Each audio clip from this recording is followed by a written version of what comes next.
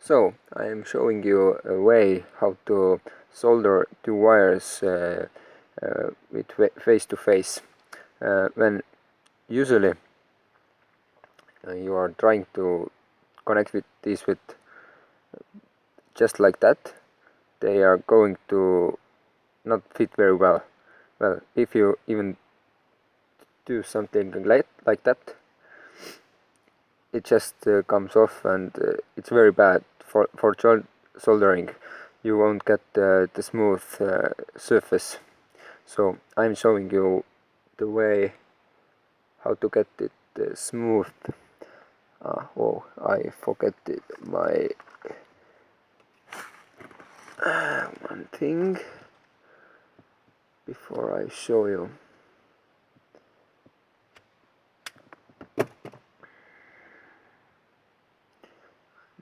Putting this thing on, and where did it go? Here. So before connecting, twist two wires in opposite directions like that, and when you are connecting them,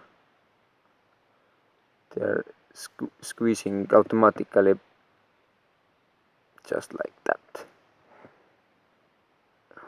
Well, now the surface is good, the wires are tight, and they are not opening up when I'm going to solder them.